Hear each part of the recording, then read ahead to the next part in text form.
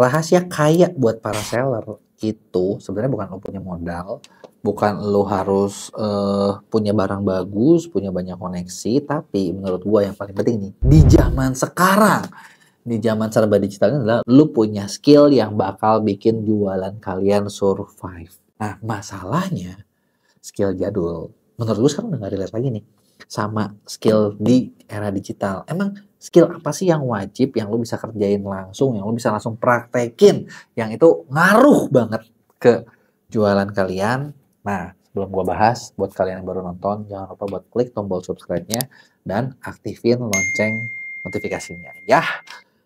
Jadi, ini dia beberapa skill penting yang lu harus punya. Gue gak bilang semuanya harus punya sih, tapi beberapa praktikal yang menurut gue itu tuh kalian gak boleh gak bisa gitu loh. Karena kalau kalian gak bisa atau lu ngandel orang lain, wah gawat deh. Ada sih skill-skill lain yang misalnya lu gak perlu bisa pun gak apa-apa.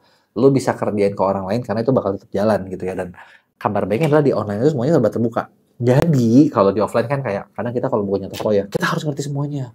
Nanti dikadalin yang kerja, nanti dikerjain orang lain. Di online kagak bisa kelihatan semua, semuanya transparan. Jadi enak. Nah, tapi skill ini kalau menurut gue sih harus lu yang bisa gitu ya. Yang pertama adalah skill paling penting buat seller adalah lu bisa ngeriset market, lu bisa nentuin produk mana yang bakal bagus. Jadi kalau ini murni sih menurut gue lebih kayak feeling, intuisi. Tapi kalau misalnya gue jadi seller gitu ya, bahkan menurut gue bukan cuma jadi seller ya, sebagai lu seorang pebisnis, ini lu harus bener-bener kuat. Karena yang gue ngalamin ya dari pengalaman gue sendiri, kalau kita bikin produk ngikutin orang lain, kadang itu banyak salahnya. Malah belum lama gue juga pernah kena, jujur, jadi gue belum pernah kena waktu bikin produk. Contoh nih ya, ini produknya planner affiliate. Gue jujur waktu itu nggak kepikiran sih, maksudnya planner affiliate itu bukan ide gue. Jadi waktu itu gue ada satu kenalan, terus dia bilang, oh bro ini tuh nanti lagi rame banget nih planner nih kalau awal tahun. Lu bikin lah segala macam, gue yakin bisa rame gini. Gue pikir-pikir, bener juga anjir, tapi gue belum pernah masuk di pasar itu. Gitu kan, ya udah gue bikin. Nah udah gitu karena ini kita di Affiliate Academy ini, di company ini kita joinan, gue kan bahas kan sama partner gue yang lain. Kita mau bikin ini gue rasa bisa rame, oke. Akhirnya semua setuju. Kita mau bikin berapa? Nah si biasa kan, yang namanya percetakan ambil MQ tinggi dong, bener nggak? Nah, biar murah kita ambil MQ tertinggi, jebret. Dan terus ternyata begitu dijual, kok nggak segampang itu anjir. Tapi udahlah, meskipun kayak gitu, karena mungkin kita di Affiliate Academy punya audiens yang cukup besar, keluar juga sih. Tapi maksudnya kalau disesali sama gue adalah gini, kalau misalnya nih kemarin gue nggak bikin ini, ya mungkin gue bikin produk lain yang misalnya gue lebih feel atau lebih tahu pasarnya, mungkin bisa lebih untung, gitu aja. Gitu. Memang ini bisa dijual, tapi ya nggak secepat yang gue harapkan. Nah, makanya intuisi atau feeling itu maksud gue lu harus bisa tahu sendiri produk apa yang bakal bagus, produk apa yang bakal rame. Lu harus bisa lihat market lu, jangan cuma lihat kayak kata orang gini, ini lagi bakal tren. Karena kalau ngelihat trennya, contoh gini, planner ini kan awal tahun tren ya. Sekarang bulan Mei guys, bentar lagi bulan Juni. Artinya gue kayak jual produk yang ada bom waktunya gitu loh. Nah beda sama produk-produk yang evergreen kan. Jadi itu lu harus bener-bener gak boleh dah. Ini lu kagak boleh lu kagak boleh gak punya feel-nya. Jadi skill pertama gini, lu gak perlu bisa ngiklan, lu gak perlu bisa copywriting, lu gak perlu bisa ini itu.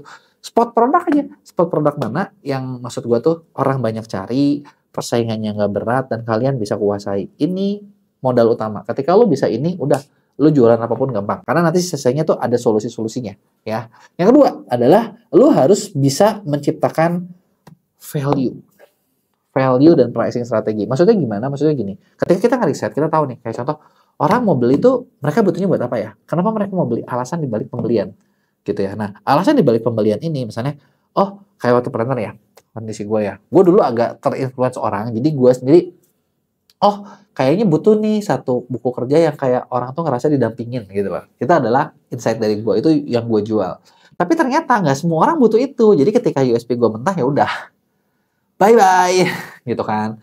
Nah sebenarnya harusnya adalah yang baik adalah ketika misalnya kita lagi mau jual itu adalah kita bikin ini nih, kita bikin misalnya kayak alasan berplanner apa? Oh orang itu misalnya punya planner biar dia tuh teman, ini yang gue nemuin ya, teman dia ketika membuat satu resolusi. Nah, ketika gue awal tahun pengen berhasil, jadi ini adalah peta gue buat berhasil, Google Map gue berhasil. Itu lebih bisa dijual, kebayang nggak? Nah, itu kan bisa dibikin USP-nya. Lo harus temuin kira-kira orang tuh butuhnya apa aja. Nah, value apa yang mau kita masukin dalam produk ini, fitur apa yang mau kita masukin dalam produk ini supaya sesuai dengan kebutuhan orang. Ketika sesuai sama kebutuhan orang, udah lebih gampang dah lu jualannya, lebih kagak susah gitu kan. Nah, kedua, harganya mau berapa? Nah, harganya ini kagak boleh kemahalan, kagak boleh kemurahan. Kemurahan lu kagak ada untungnya, kalau kemahalan juga ya orang lebih susah lakukan. Nah, tapi ya kita mau, atau dari awal kita mau di posisi apa nih? Contoh ya, kayak beberapa company yang gue bikin, beberapa project yang gue bikin, gue selalu menargetkan market yang cukup premium. Gue nggak high end, tapi kita di premium. Jadi kayak ibarat gini deh, lu kerja sama-sama Mea, dibilangnya itu kita nggak mungkin paling murah. Lu cari yang lebih murah dari kita banyak, tapi kita bisa kasih hasil yang jauh lebih bagus daripada yang lain. Nah, lu tinggal apakah kalian pecinta beli produk yang murahan, atau kalian pengen produk premium yang bisa ngasilin hasil bagus. Nah, kalau lo yang pengen hasil bagus tuh bareng sama kita.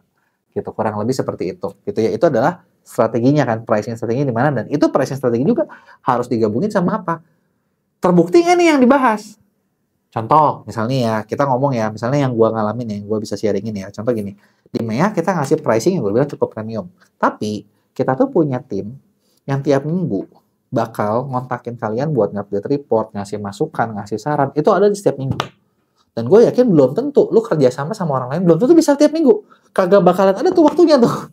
Gitu ya, itu satu. Lu misalnya nih, ada masalah di kita bisa kita punya KPI internal kita itu kayak 1 kali 24 jam maksimal 2 kali itu udah harus beres gitu ya, kecuali kalau misalnya masalah lu ketanya di weekend dan itu ada urusan sama platform yang platformnya juga tutup, kita baru bisa setelahnya gitu. Kita ada ngelakuin seperti itu, jadi masalah tuh nggak akan berlarut. Itu kita banyak bikin hal-hal yang misalnya kayak klien tuh, jadi lu jadi klien kita, ibaratnya lu punya masalah apa, kita bakal beresin lu secepat mungkin gitu ya. Nah, itu adalah yang kedua gitu ya, yang berikutnya itu adalah pricing strategi. Nah, yang ketiga adalah lu harus tahu nih gimana caranya itu lu adaptasi dengan tren yang super cepat. Karena digital ini benar-benar cepat banget. Jadi kayak gini, satu hal yang banyak orang nggak sadar, kita udah bikin produk capek-capek, produk kita rame, umurnya berapa bulan sih? Ternyata dari fakta itu cuma 3 bulan, 6 bulan udah ganti. Kecuali lu harus punya skill tambahan buat bikin itu produk jadi evergreen. Jadi bisa laku terus. Nah, ini ada skill ekstra lagi nih yang perlu dilakuin. Dan ini tuh nggak gampang gitu loh. Ya, nah cuman nggak banyak orang tahu tentang itu gitu kan. Tapi kalau kita di klien kita selalu komunikasiin tentang seperti ini, kita kasih edukasinya, kita kasih tahu mereka harus ngapain. Makanya cukup banyak kalau di MEA ya klien yang jalan terus sama kita ya. Itu misalnya gini, banyak seller tuh dari misalnya omset 100 juta, tumbuh di kita ya 300 juta, 500 juta, berapa. Nah, selama dia bareng sama kita, itu omsetnya bisa kejaga gitu loh. Evergreennya segitu. Mungkin ketika lagi ada fase turun, pasti turun lah. Nggak mungkin naik terus kan. Tapi ketika turun pun, nggak akan turun-turun amat. Dan ketika dia bisa naik, itu bisa kita jaga. Kecuali yang susah cuma satu. Stok barangnya nggak ada. Lah, kalau itu gue nggak bisa ngomong. Gimana mau dijual, orang barang lu kagak ada gitu kan, bener nggak? Selama lo bisa jaga supply barang, dan itu adalah kunci yang berikutnya. Nah, lo kerja sama-sama kita, omset lo bisa kejaga aman.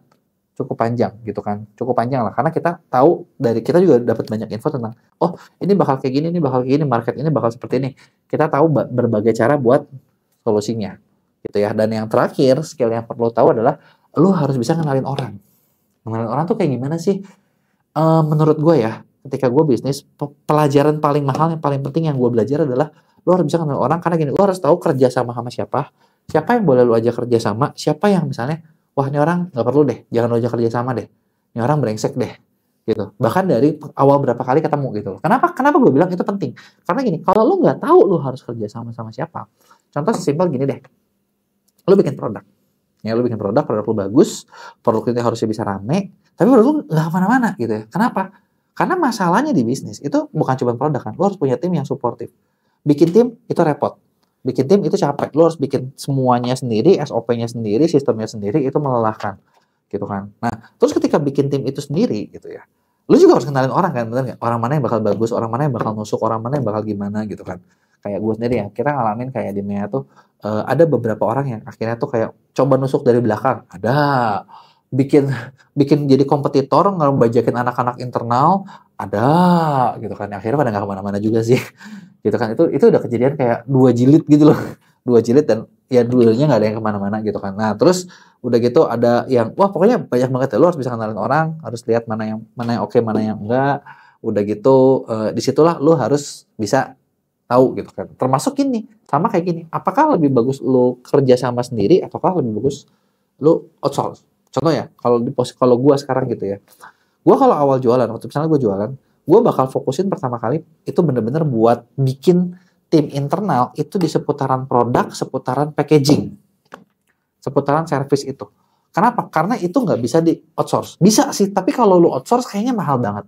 Ada sih tempat-tempat fulfillment yang lu bisa kerja sama, tapi lu nyimpennya bayar, per packingnya bayar, itu nggak efektif, gitu kan.